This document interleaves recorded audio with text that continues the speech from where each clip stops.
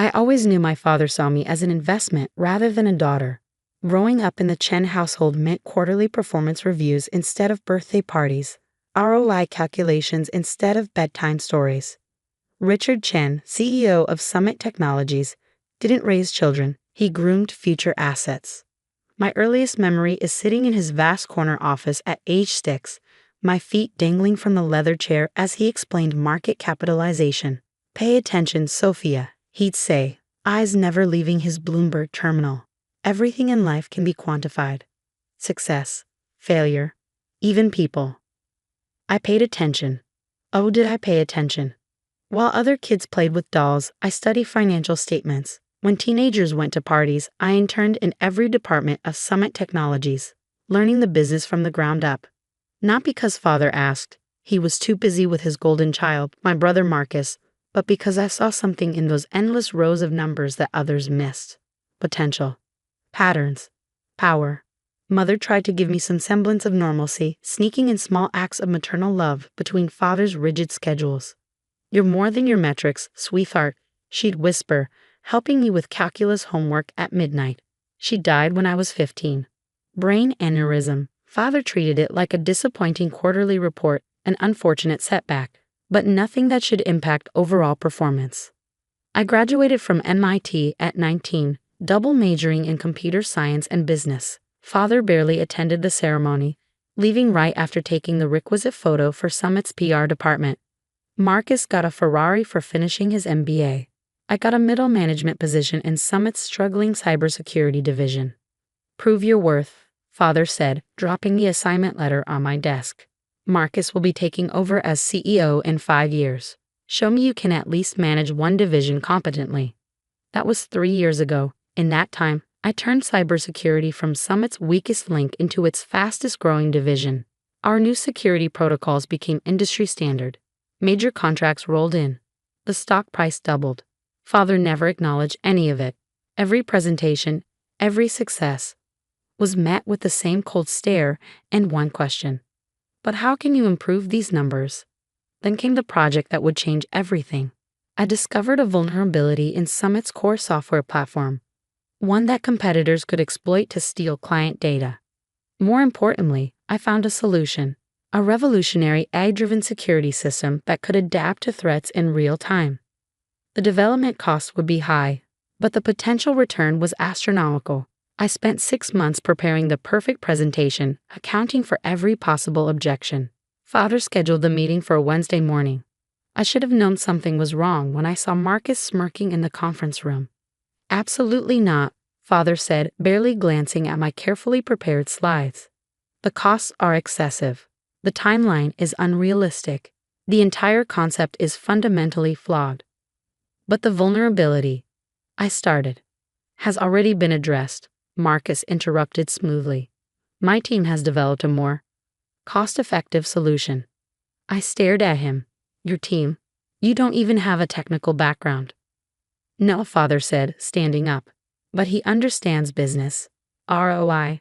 Strategic thinking. Each word felt like a blade. Unlike some people, Marcus knows how to make sound investments. That's when I saw it, the way they exchanged glances. The slight nod Marcus gave. They weren't just rejecting my project. This was coordinated. In fact, Father continued, given your recent performance, we're restructuring the cybersecurity division. Marcus will be taking direct control, effective immediately. The betrayal shouldn't have hurt. After 25 years of emotional neglect, I should have been immune. But something in me cracked. You're making a mistake, I said, my voice steady despite the rage building inside. That vulnerability is real. Marcus's solution won't. Enough. Father's fist hit the table. You're a failed investment, Sophia. I gave you every opportunity to prove yourself, and you've disappointed me at every turn. Clear your desk by morning. Marcus didn't even try to hide his triumphant smile. I stood up slowly, gathering my papers. Of course, Father. I'll have everything cleared out tonight. Finally learning obedience, he sneered. Too little, too late. If he had looked closer, he might have seen my slight smile. Might have wondered why I was taking my dismissal so calmly. Might have remembered that he wasn't the only one who taught me about investments. Mother had left me more than just memories of midnight study sessions.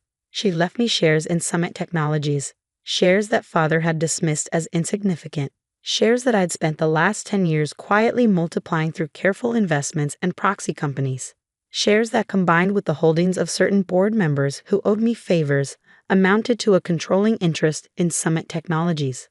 Father had 7 days until the annual board meeting. 7 days until he discovered what I'd learned from all those childhood lessons about quantifying everything, including revenge. Walking out of that conference room, my heels clicking against the marble floors of the empire he thought he controlled, I touched the small pendant I always wore, Mother's last gift to me. Inside was a microchip containing everything I needed: proof of Marcus's incompetence, evidence of Father's mismanagement, and documentation of my own successes. Let them celebrate their victory tonight.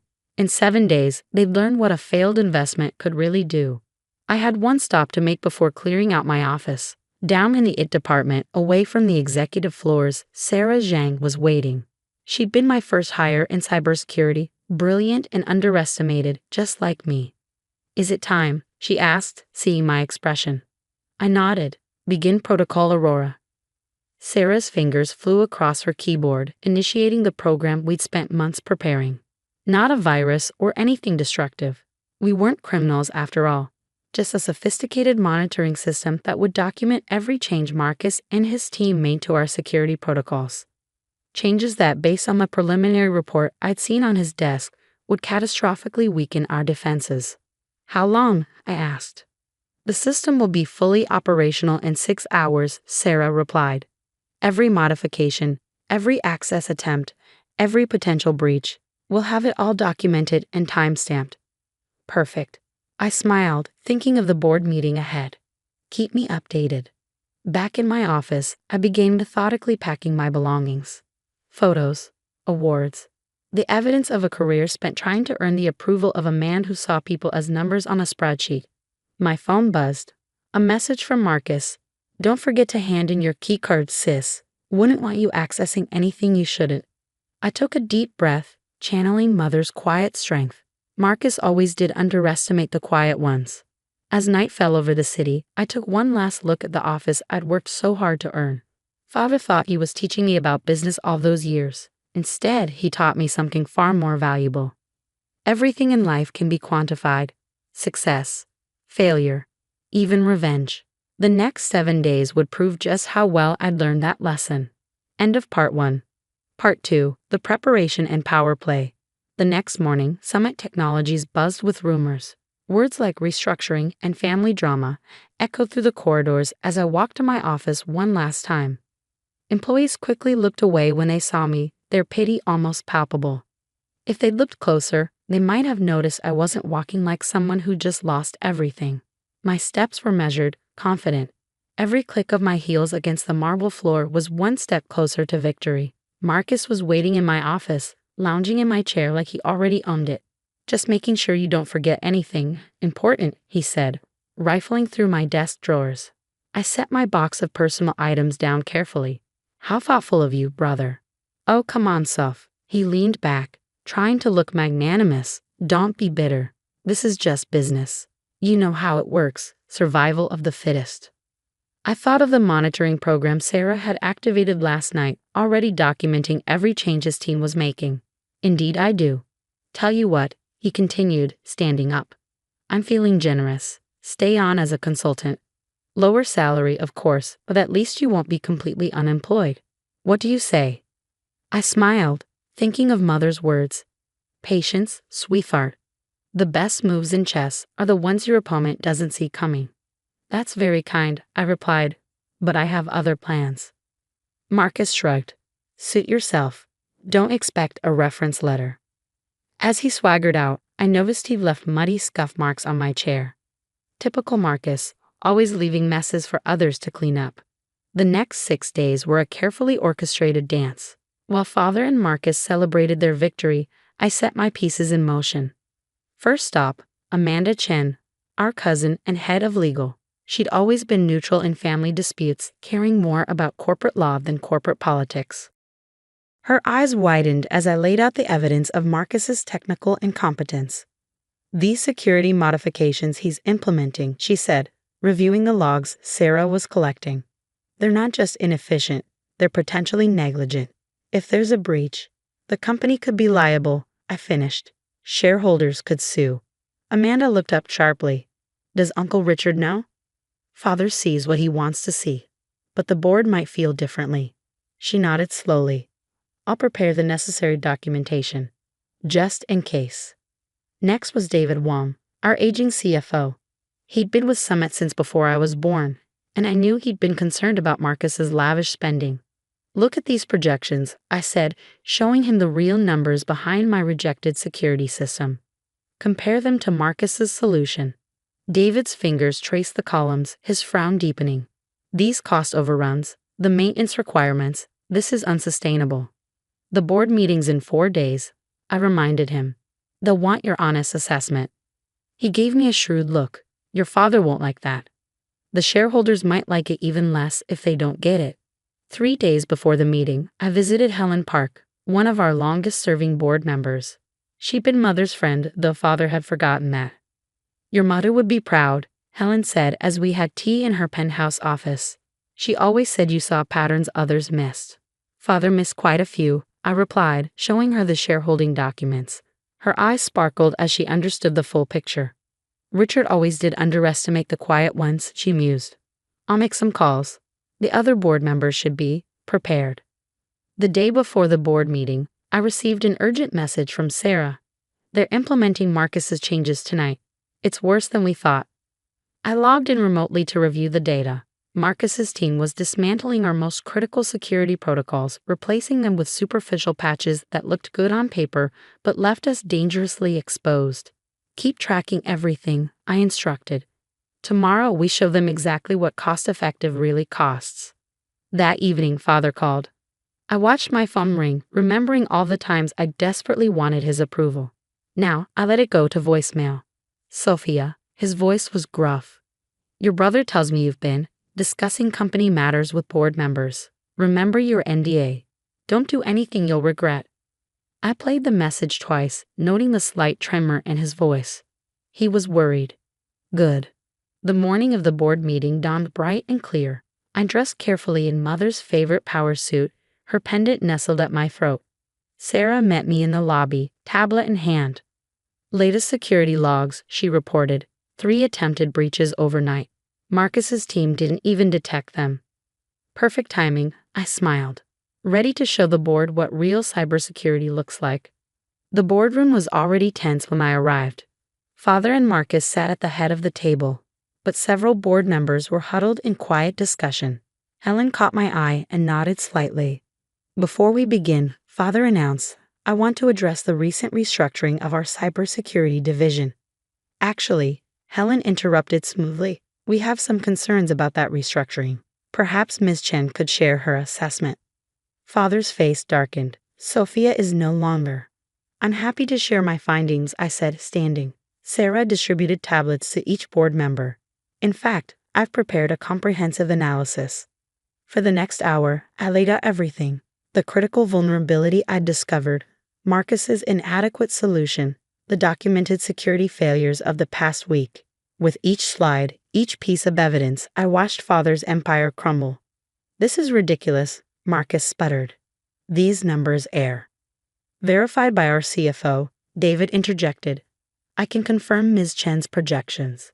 The liability issues alone, Amanda added, could be catastrophic. Father slammed his hand down. I am still CEO of this company. About that, Helen smiled. I believe we should discuss the shareholding structure. I opened Mother's pendant, retrieving the microchip. Allow me to share some interesting numbers. As I displayed the true ownership breakdown, showing how I'd quietly accumulated controlling interests, I watched Father's face. For the first time in my life, I saw him truly shocked. How? He whispered. You taught me well, Father. Everything can be quantified. Success, failure, even power. The vote was swift and decisive. By noon, I was CEO of Summit Technologies. Father was offered early retirement, and Marcus was welcome to try finding another job with his newly documented track record. As security escorted them out, Father turned to me one last time. I didn't think you had it in you. That was always your problem, I replied. You never really saw me at all. Later that evening, I sat in my new corner office, the same one where I'd once dangled my feet from an oversized chair, learning about market capitalization. Sarah brought in a bottle of champagne. "Congratulations, CEO Chen," she grinned. "Want to hear something funny? Remember that vulnerability you found? The one Marcus couldn't handle. What about it?" "I just finished analyzing it. You'll never guess who coded that section of our platform originally." I raised an eyebrow. "Your father, 20 years ago. He wrote the bug that ultimately brought him down." I laughed, thinking about patterns and karma and the way life sometimes comes full circle. On my desk, next to my new CEO nameplate, I placed a framed photo of Mother. "You were right," I whispered to her smiling image. "I am more than my metrics." Picking up my phone, I began drafting a company-wide email. Summit Technologies was about to show the world what happened when leadership valued innovation over ego, collaboration over control, and actual results over appearance. Father had always said everything in life could be quantified. He just never realized that some things, integrity, vision, true leadership, added up to more than he could calculate. As for me, I had a company to run, employees to champion, and a legacy to build. One that would be measured not in quarterly reports, but in lives improved and potential realized. After all, that's what Mother would have wanted, and as it turns out, she was the best investment of all.